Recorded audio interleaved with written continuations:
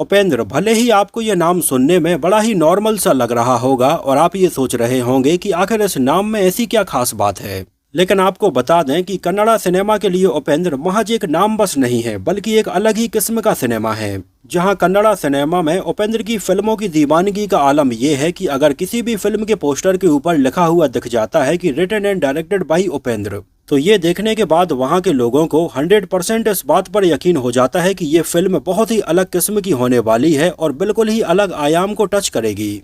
उपेंद्र ने 90 के दशक में कन्नड़ा सिनेमा में ऐसी अलग टाइप की फिल्में बनाई हैं जिन्हें देखने के बाद एक पल के लिए तो ऑडियंस को ये लगने लगता है कि मानो बड़े पर्दे पर वो फिल्म में उपेंद्र को नहीं बल्कि अपने आप को देख रहे हैं। उपेंद्र अपनी फिल्म की कहानी के जरिए इंसानी सोच और जिंदगी को कुछ ऐसे दिखाते हैं कि लोग एक पल के लिए सोच में पड़ जाते हैं। उपेंद्र की हर एक फिल्म की खासियत ये है कि उनकी हर एक फिल्म के स्टार्टिंग से लेकर एंड तक हमें ऐसी ऐसी चीजें देखने के लिए मिलती हैं या मैसेज मिलते हैं जिनमें बार बार किसी न किसी माध्यम से ये बताने की कोशिश की जाती है कि भाई ये नॉर्मल फिल्म नहीं है।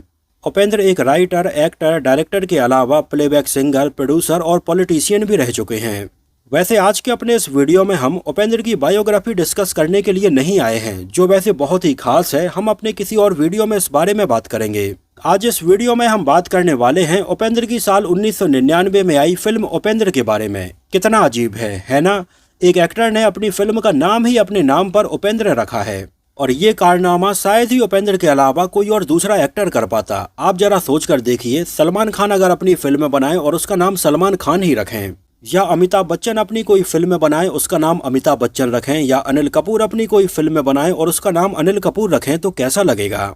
लेकिन उपेंद्र ने अपनी फिल्म का टाइटल रखा उपेंद्र। हालांकि इसकी कहानी भी उन्होंने लिखी थी, डायरेक्शन भी उन्होंने किया था और एक्टर के तौर पर भी वो इसमें हमें नजर आए थे।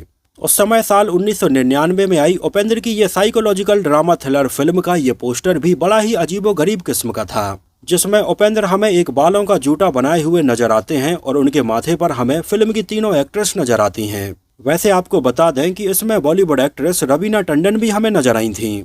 साल 1998 में जब ये फिल्म अनाउंस हुई थी तो इसके अजीबोगरीब टाइटल ने और इसके पोस्टर ने लोगों के बीच में ये उत्सुकता बढ़ा दी थी कि आखिर इसमें हमें क्या देखने के लिए मिलेगा।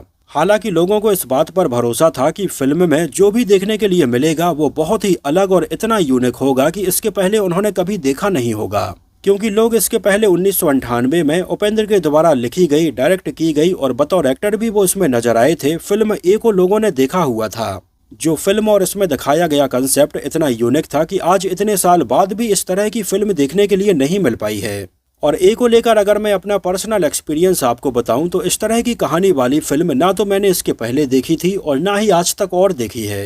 ये एक बहुत ही अलग किस्म की फिल्म थी। हालांकि इसको एक्सप्लेन करने वाला वीडियो मैंने ऑलरेडी बनाया हुआ है, जिस वीडियो में हमने फिल्म के बारे में, इसकी कहानी के बारे में और इसके कंसेप्ट के बारे में काफी डिटेल में बात की है। तो अगर आप उपेंद्र की फिल्म ए के बारे में जानना चाहते हैं तो इसकी लिंक मैं ऊपर आई बटन में और नीचे डिस्क्रिप्शन बॉक्स में दे दूंगा, तो वहां पर जाकर आप इसको देख सकते हैं। खैर 1998 में ए जैसी बहुत ही अलग तरह की फिल्म बनाने के बाद उपेंद्र साल 1999 में उपेंद्र जैसी बहुत ही अलग तरह की फिल्म लेकर आए और फिल्म का टाइटल उपेंद्र रखने के पीछे भी बिल्कुल एक अलग ही लॉजिक था। जैसे इसमें हमें जितने भी एक्टर और एक्ट्रेस नजर आई थी उन सबके पहले लेटर को मिलाकर फिल्म का नाम उपेंद्र रखा गया था। जैसे इसमें हमें उपेंद्र नजर आए थे और उनके साथ में लीड एक्ट्रेस के तौर पर प्रेमा, दामिनी और रवीना टंडन नजर आई थीं। तो फिल्म का जो टाइटल है उपेंद्र, उसमें से यू डिनोट कर रहा था उपेंद्र को, पी डिनोट कर रहा था प्रेमा को, डी डिनोट कर रहा था दामिनी को और आर ए डिनोट कर रहा था रवीना टंडन को। तो कुछ इस तरह से इसमें नजर आने वाले उपेंद्र और तीनों ही लीड एक्ट्रेस के नाम के पहले लेटर को मिलाकर इसका टाइटल उपेंद्र रखा गया था। जो भी एक सोचने वाली बात है कि आखिर किस तरह से फिल्म का इतना यूनिक नाम रखा गया होगा। आपको बता दें कि ये एक नॉर्मल फिल्म तो बिल्कुल भी नहीं है। उस समय फिल्म को लगभग 3 करोड़ रुपए के बजट में बनाया गया था और फिल्म ने बॉक्स ऑफिस पर लगभग 10 करोड़ रुपए की कमाई की थी। और आज कन्नड़ा सिनेमा में इसकी गिनती कल्ट फिल्मों में की जाती है, जहां पर कई बार फिल्म को री रिलीज किया गया और इसको आज भी अच्छा खासा रिस्पॉन्स मिलता है। उपेंद्र के द्वारा डायरेक्ट की गई फिल्मों में चाहे ओम हो, ए हो, उपेंद्र हो, सुपर हो या फिर उप्पी 2 हो, उपेंद्र की फिल्मों के टाइटल भी बड़े ही अलग होते हैं। जैसे कि उनकी फिल्म ए आखिर कौन टाइटल रखता है अपनी फिल्म का। इसके बाद उनकी फिल्म का टाइटल आप उपेंद्र देख लो, उनकी फिल्म का टाइटल आप H2O देख लो, उनकी फिल्म का टाइटल आप सुपर देख लो। मतलब उनकी फिल्मों के टाइटल भी बड़े ही अलग किस्म के हैं और ज़्यादातर डायरेक्टर इस तरह के टाइटल अपनी फिल्मों में नहीं रखते हैं, लेकिन उपेंद्र हमेशा ही ऐसे टाइटल रखते हैं जो टाइटल और उनकी फिल्मों के पोस्टर लोगों का ध्यान अपनी तरफ आकर्षित करें। खैर, अगर मैं आपको फिल्म उपेंद्र की कहानी बताने की कोशिश करूं तो इसका स्क्रीन प्ले बहुत ज़्यादा कॉम्प्लिकेटेड है, जिसमें कभी कोई सीन प्रेजेंट में चल रहा होता है, कभी कोई सीन पास्ट में चल रहा होता है और कभी कोई सीन बस यूं ही चल रहा होता है, उसको आपको ही समझना होता है। तो फिल्म की कहानी शुरू होती है विक्रम और बेताल के सीक्वेंस से, जहां पर राजा विक्रमादित्य की पीठ के ऊपर बेताल नाम का ये भूत लटका होता है। और जैसा कि आप जानते हैं कि विक्रम और बेताल की कहानी आपने भी कई बार अपनी दादी और नानी से जरूर सुनी होगी, जहां बेताल हर बार राजा विक्रमादित्य को एक नई कहानी सुनाता है और कहानी के आखिरी में विक्रमादित्य से पूछता है कि आखिर सही क्या है, गलत क्या है। तो इसकी शुरुआत यहीं से होती है, जहां पर बेताल विक्रमादित्य को नानू नाम के एक लड़के की कहानी सुनाता है। अब नानू एक ऐसा लड़का है जो बचपन से ही हमेशा सच बोलता है, उसको दिखावा बिल्कुल भी पसंद नहीं है और ना ही दिखावा करने वाले लोग पसंद हैं। और इस तरह से सच बोलने की वजह से नानू ने अपनी जिंदगी में कई झूठे लोगों को एक्सपोज किया है। नानू बचपन से ही अकेला और अनाथ रहा है और बड़े होकर भी नानू ने ऐसा कोई भी गलत काम नहीं होगा जो ना किया हो। खुलेआम शराब पीने, दादागिरी करने, प्रोस्टिट्यूट के पास जाने या राह चलती हुई किसी भी लड़की को छेड़ने जैसे काम नानू करता ही रहता है। और नानू की लोगों के बीच में बिल्कुल ही एक नेगेटिव इमेज बनी होती है, लेकिन नानू को इन सब चीज़ों से बिल्कुल भी फर्क नहीं पड़ता है। उसके बारे में कौन क्या सोचता है इससे उसे बिल्कुल भी फर्क नहीं पड़ता है, वो बस अपना ऐसा ही काम करता ही रहता है। यहाँ तक कि कई बार वो भगवान को और धर्म को मानने वाले लोगों के दिखावे को भी एक्सपोज करता है। इसी दौरान नानू मंदिर में पूजा करने वाले एक पंडित को पकड़ता है और उसको जबरदस्ती शराब पिला देता है। और नानू यहाँ पर पंडित को बोलता है कि तुम क्या ये फालतू का दिखावा करने में लगे हुए हो, मस्त दारू पियो और दुनिया को एंजॉय करो। और नानू के द्वारा जबरदस्ती दारू पिला दिए जाने के बाद पंडित अपने घर पहुँचता है, जहाँ पर उसकी बेटी रति उसको देखती है। और रति तुरंत नानू के पास जाती है और नानू के पास जाकर बोलती है कि आखिर तुमने मेरे पिता के साथ में ऐसा क्यों किया है, उन्हें जबरदस्ती शराब क्यों पिलाई है। तो नानू रति से बोलता है कि ये सब दिखावा है और अगर तुमने भी अपनी जिंदगी में कोई गलत काम ना किया हो या गलत काम के बारे में ना सोचा हो तो यहाँ पास में रखे गणेश जी के ऊपर हाथ रख के कसम खाओ। तो रति यहाँ पर गणेश जी के ऊपर हाथ रख के कसम खाती है कि भले ही मेरे दिमाग में कभी न कभी कोई गलत ख्याल आया होगा, लेकिन मैंने जानबूझकर कभी किसी का गलत नहीं किया है। और रति की ये बात सुनने के बाद नानू रति से बोलता है कि तुम्हारे जैसी लड़कियां इस दुनिया में बहुत ही कम हैं।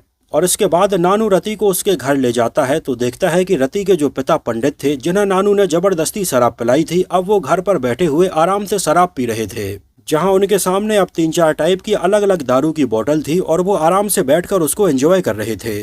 और रति देखकर ये बिल्कुल हैरान हो जाती है कि उसके पिता तो एक पुजारी हैं और उन्होंने आज के पहले शराब को हाथ तक नहीं लगाया था, लेकिन आज वो कैसे शराब पी रहे हैं।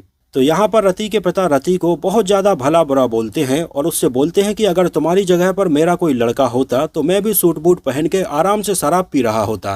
मंदिर में पूजा करने का काम तो मैं केवल इसलिए कर रहा था कि मैं तेरी शादी अच्छे से करवा पाऊँ।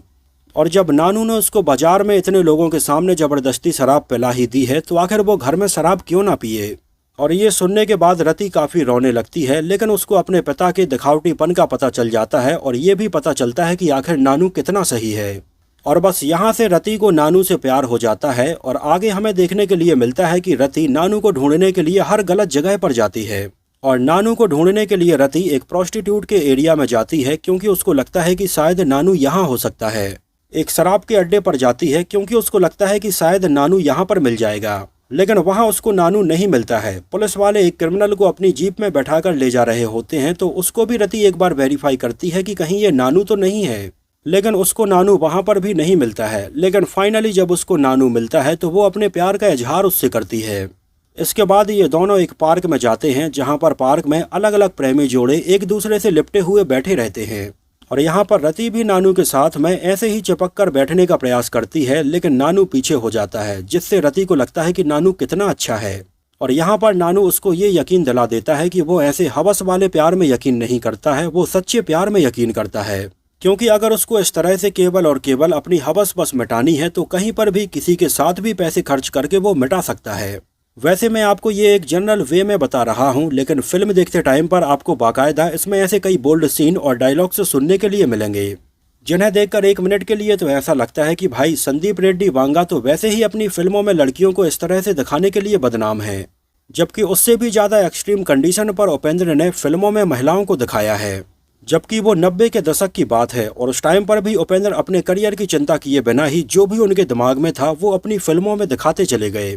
खैर, कहानी आगे बढ़ती है और नानू देखता है एक बिलियनियर कीर्ति को, जो किरदार रवीना टंडन ने निभाया है, जिसके माँ बाप नहीं हैं लेकिन उसके पास में बहुत सारा पैसा है और जिससे भी कीर्ति शादी करेगी वो सारा पैसा उसको मिलेगा। और बस नानू यहाँ से कीर्ति के पीछे पड़ जाता है और नानू चाहता है कि कीर्ति कैसे भी करके नानू से शादी कर ले।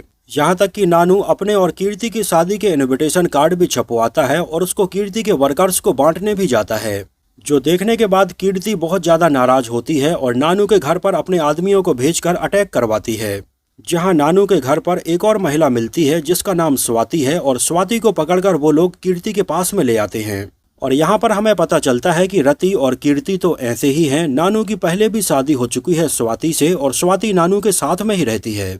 और यहाँ पर स्वाति कैसे भी अपने आप को चोट पहुंचाकर अपने आप को और नानू को कीर्ति के गुंडों से छुड़ाकर अपने घर ले आती है। और अब यहाँ पर फ्लैशबैक में हमें पता चलता है कि स्वाति एक प्रोस्टिट्यूट थी और प्रोस्टिट्यूशन करने के लिए वो एक रोड पर खड़ी हुई थी। जहाँ रात में उस समय नानू वहाँ से गुजरता है, वो स्वाति को ऐसे खड़े हुए देखता है तो वो उससे पैसे की बात करता है और बगल में एक जंगल में ले जाता है, जहाँ वो स्वाति से गलत काम करने का प्रयास करता है। लेकिन बाद में उसको पता चलता है कि स्वाति का मन नहीं है और वो ये सब जबरदस्ती कर रही है। स्वाति ये चाहती है कि उसका भी एक घर हो, उसका भी एक पति हो, जिसके लिए वो दिन में खाना बनाए और रात में अपना बिस्तर सजाए।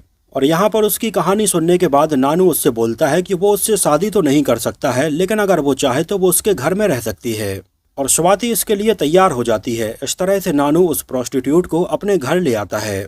अब रति को जब ये पता चलता है कि नानू रति से प्यार करता है लेकिन वो स्वाति के साथ में रहता है और कीर्ति के साथ में शादी और करना चाहता है, तो उसका बिल्कुल दिमाग घूम जाता है। वो नानू को समझाने की कोशिश करती है कि ऐसा नहीं होता है, लेकिन उल्टा नानू ही रति को समझाने की कोशिश करता है कि वो प्यार तो रति से करता है लेकिन शादी कीर्ति से करना चाहता है, क्योंकि नानू का ये मानना है कि शादी के बाद भी प्यार हो ऐसा जरूरी नहीं है और प्यार के बाद शादी हो ऐसा भी जरूरी नहीं है। खैर, फिल्म में ऐसे ऐसे कई सीन हमें देखने के लिए मिलते हैं जो एक पल के लिए तो आपका दिमाग ही घुमा देंगे। यहाँ पर आपको बता दें कि नानू का कन्नड़ा में मतलब होता है आई, मी या माई सेल्फ। तो यहाँ एक तरह से नानू का जो किरदार है वो डिनोट कर रहा था फिल्म में अपने आप को या अपने मन को। इसके अलावा रति का जो किरदार है वो प्यार को डिनोट कर रहा था, कीर्ति पैसे को डिनोट कर रही थी और स्वाति जिम्मेदारी को डिनोट कर रही थी। और इस कहानी के जरिए हमें ये देखने के लिए मिलता है कि एक आदमी अपने अहम के वश में आकर कैसे प्यार, पैसे और जिम्मेदारी के पीछे भागता है। इनमें से किसी एक को भी वो छोड़ना नहीं चाहता है और वो चाहता है कि ये तीनों ही उसकी जिंदगी में रहें। खैर, इसी बीच फिल्म में हमें ऐसे कई और सीन देखने के लिए मिलते हैं जहां पर रति एक मोटरसाइकिल पर किसी और लड़के के साथ में बैठी हुई नानू को दिख जाती है, तो नानू उसको पकड़कर मारने लगता है। तो रति उससे बोलती है कि अगर तुम दूसरी लड़की से शादी करने के लिए पीछे भाग सकते हो तो मैं इसके साथ में क्यों नहीं जा सकती हूँ। और जैसा तुम सोच रहे हो कि तुम शादी उससे करोगे लेकिन प्यार मुझसे करोगे, तो वैसे ही मैं शादी तुमसे करूंगी लेकिन इसके साथ में रहूंगी। तो नानू पहले तो उस लड़के को मारता है, लेकिन रति की ये बात सुनने के बाद में उस लड़के से माफी भी मांगता है। और भी ऐसे कई सीन इसमें हमें देखने के लिए मिलते हैं जिसमें यह पता चलता है कि भाई नानू अपनी जिंदगी में पूरी तरह से कंफ्यूज है। और अब आता है फिल्म का क्लाइमैक्स, जहां पर नानू फाइनली इन तीनों को ही उठाकर अपने साथ में एक बंदरगाह पे ले आता है, जहां इन तीनों को एक साथ उठाकर वो दौड़ने की कोशिश करता है और कीर्ति के गुंडे उसके पीछे लगे होते हैं। और वो एक बड़ी सी शिप के ऊपर चढ़ जाता है और वहां पर स्वाति इस शिप से नीचे पानी में गिर जाती है। और अब कीर्ति यानी कि रवीना टंडन नानू से बोलती है कि तुम अब उसे जाकर बचाओगे या फिर हम दोनों को पकड़े रखोगे। लेकिन भाई नानू इस कंडीशन में भी इन तीनों को ही छोड़ना नहीं चाहता है। वो चाहता है कि ये तीनों ही उसके पास में रहें। लेकिन नानू को यह पता था कि अगर वो स्वाति को बचाने के लिए नीचे पानी में छलांग लगाएगा तब तक ये दोनों ही भाग जाएंगी। तो यहाँ पर नानू रति को तो एक रस्सी से बांध देता है और कीर्ति के कपड़े फाड़ देता है और कीर्ति बिल्कुल बिना कपड़ों के हो जाती है। और नानू उससे बोलता है कि अब तुम इस कंडीशन में यहाँ से भाग नहीं पाओगी, और कीर्ति जाकर एक कोने में दुबक कर बैठ जाती है। और नानू नीचे पानी में छलांग लगाता है और स्वाति को बचा कर ले आता है। मतलब सच में फिल्म में ऐसे कई सीन देखने के लिए मिलते हैं जिन्हें देखकर ऐसा लगता है कि क्या ये फिल्म सच में 1999 में ही आई थी। और उस समय उपेंद्र के दिमाग में आखिर ऐसा क्या चल रहा होगा कि उन्होंने ये फिल्म बना दी है। फाइनली नानू इन तीनों को उठाकर एक पुरानी बिल्डिंग में ले आता है, जहां पर नानू इन तीनों से बोलता है कि या तो वो तीनों इससे शादी करें या फिर वो इन तीनों को ही मार देगा। और वो एक बड़ी सी तलवार लेकर इन तीनों को मारने ही वाला होता है कि तभी वहां पर अचानक गोपाल नाम का एक लड़का आ जाता है, जिससे नानू उनको मारने में इंटरप्ट हो जाता है और वो थोड़ी देर रुककर गोपाल की बात सुनने लगता है, जहां हमें एक फ्लैशबैक देखने के लिए मिलता है कि गोपाल एक गरीब लड़का है और नानू उसको वहां पर सलाह देता है कि वो लड़कियों के पीछे ना भागकर पैसे कमाने पर ध्यान दे। और गोपाल ने नानू की बात मानी और आज खूब पैसा वाला बन गया है और अब लड़कियां उसके पीछे भाग रही हैं। और अब नानू यहाँ पर बुरी तरह से कंफ्यूज हो जाता है कि जो ज्ञान वो पहले गोपाल को दे रहा था कि वो लड़कियों के पीछे ना भागकर पैसे कमाने पर ध्यान दे, लेकिन आज नानू इन तीनों लड़कियों को उठाकर ले आया है। अब उसको समझ में नहीं आ रहा है कि आखिर वो क्या करे। तभी रति, स्वाति और कीर्ति अपने आप को छुड़ाकर नानू को मारने के लिए जाती हैं। और यहाँ पर बेताल विक्रमादित्य को जो कहानी सुना रहा होता है उसको स्टॉप कर देता है और विक्रमादित्य से पूछता है कि आखिर अब क्या होना चाहिए। तो यहाँ पर विक्रमादित्य भी ये कहानी समझ जाते हैं कि ये एक्चुअल पीपल नहीं है। यहाँ पर नानू अपने ईगो को डिनोट कर रहा था, रति प्यार को डिनोट कर रही थी, स्वाति जिम्मेदारी को डिनोट कर रही थी और कीर्ति पैसे को डिनोट कर रही थी। और अब विक्रमादित्य इसको कंक्लूड करते हुए बोलते हैं कि नानू यानी कि इसके ईगो को मर जाना चाहिए और दोबारा से जन्म लेना चाहिए, क्योंकि इंसान का ईगो और उसका अहम ही सारी बर्बादियों का कारण है। और यहाँ पर नानू अपने आप को एक शीशे में देखकर उस शीशे को तोड़ देता है और बोलता है कि ये तीनों ही लड़कियां उसको कोई भी खुशी नहीं दे सकती हैं। और उसको ये पूरा समझ में आ जाता है और वो अपने अंदर के ईगो को खत्म कर देता है। यहाँ तक कि उसने अपने एक पोस्टर वाली एक टी शर्ट भी पहनी होती है, उसको भी फाड़ के फेंक देता है। और ये तीनों ही लड़कियां अपने आप गायब हो जाती हैं और नानू यहाँ पर बरसात में भीगता हुआ खड़ा रहता है। और स्क्रीन पर एक मैसेज आता है, if you want to see Upendra and yourself see this film again in detail, this is a 2D film. मतलब डिटेल में एनालिसिस करने के लिए और समझने के लिए आप ये फिल्म एक बार फिर से देखिए। और वाकई में जब पहली बार देखने के बाद आप ये फिल्म दूसरी बार देखेंगे, इस इंटेंशन से देखेंगे, तो आपको इसका मैसेज और भी क्लियरली समझ में आएगा। और this is a 2D film का भी ये मतलब है कि ये 2 डायमेंशन की फिल्म है। एक डायमेंशन में आपको कहानी दिख रही है और दूसरी डायमेंशन में इसका जो मेन मतलब है वो है। हालांकि वैसे तो आपको मैंने इसकी मोटा मोटी कहानी बताने की कोशिश की है, लेकिन ये काफ़ी कॉम्प्लिकेटेड है और हो सकता है कि मैं इसको सही से एक्सप्लेन भी ना कर पाया हूँ। बाकी जब आप खुद ये फिल्म देखेंगे तो छोटे छोटे मैसेज और सीन देखने के बाद भी आपको काफ़ी डिटेल पता चलेगी। तो कहने का मतलब ये है कि उपेंद्र की फिल्में कोई सामान्य फिल्में नहीं हैं, वो बहुत ही अलग किस्म की फिल्में हैं। और उनकी लगभग हर एक फिल्म में ही हमें ज़िंदगी से जुड़े हुए ऐसे रेफरेंस देखने के लिए मिलते ही मिलते हैं। जैसे अभी हाल ही में आई उनकी फिल्म यू आई, भले ही बॉक्स ऑफिस पर उतनी ना चल पाई हो, लेकिन फिल्म में भी एक बहुत ही डीप मैसेज था, जिसमें भी फिल्म का लगभग हर एक छोटे से छोटा किरदार अपने आप में कहीं ना कुछ डिनोट कर रहा था। वैसे अगर आप चाहते हैं कि उपेंद्र के करियर की कुछ और ऐसी ही फिल्में हम आपके लिए एक्सप्लेन करें तो हमें कमेंट सेक्शन में ज़रूर बताइए। और अगर ये वीडियो आपको पसंद आया हो, मेरी मेहनत आपको पसंद आई हो, तो उसको प्लीज़ लाइक करके मुझे इस बात का जवाब ज़रूर दीजिए। तो फिलहाल के लिए इस वीडियो में इतना ही। मिलते हैं किसी नए वीडियो में कुछ और ऐसी ही इंटरेस्टिंग और रोचक बातों के साथ।